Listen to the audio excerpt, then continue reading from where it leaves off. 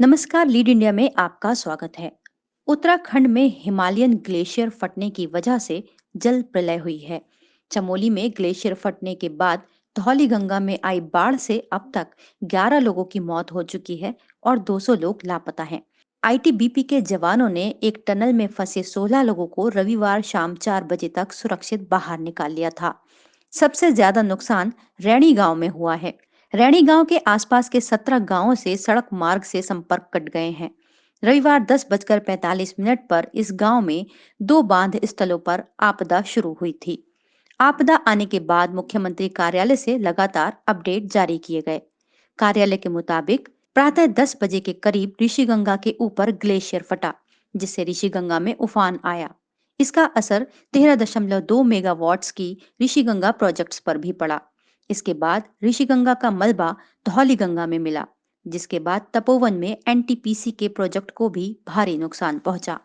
राहत और बचाव के कार्य जैसे जैसे आगे बढ़ेंगे, वैसे वैसे जान माल के नुकसान का अनुमान लग पाएगा। राज्य सरकार ने आपदा परिचालन के लिए कुछ हेल्पलाइन नंबर जारी किए हैं। आइए अब जान लेते हैं क्या होते हैं ग्लेशियर और क्यों फटते हैं।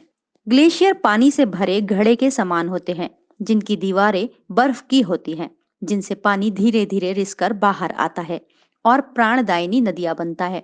लेकिन जब ग्लेशियर अचानक से फट जाता है तो हजारों क्यूबिक टन पानी बहुत तेजी से बर्फ और चट्टानों को बहाता हुआ नीचे की तरफ बढ़ता है और भारी तबाही मचाता है। क्यों फटते हैं ग्लेशियर? ग्लेशियर पर शोध करने वाले वैज्ञानिकों का कहना है कि ग्लोबल वार्मिंग के कारण ग्लेशियर फटते हैं। Dead snow. कुछ वैज्ञानिकों का मानना है कि ग्लेशियर अपनी जगह बदलते हैं तो वो अपने पीछे कुछ बर्फ छोड़ देते हैं, जिसे डेड स्नो कहते हैं। और जब ये डेड स्नो चट्टानों और मलबे के साथ पहाड़ों से खिसकता है तो नदियों में बाढ़ ले आता है। हिमस्खलन। अनुमान है कि ग्लेशियर की किसी झील में हिमस्खलन हुआ है, जिसकी वजह से भारी मात्रा में पानी नीचे आया और बाढ़ आई होगी। ग्लोबल वार्मिंग के चलते हिमालय के ग्लेशियर काफी तेजी से पिघल रहे हैं। हालांकि असल में वहां क्या हुआ होगा अभी कहना मुश्किल है, क्योंकि केदारनाथ की तबाही की असली वजह 1.5 साल के शोध के बाद पता चली थी। केदारनाथ में तबाही छौराबारी ग्लेशियर झील के टूटने से आई थी। धौलीगंगा नदी में बाढ़ क्यों आई, इसका पता लगाने के लिए विशेषज्ञों का दल भेजा गया है। इस वीडियो को लाइक करें, हमारे चैनल को सब्सक्राइब करें। हमारे वीडियो सबसे पहले देखने के लिए बेल आइकन प्रेस करना ना भूलें।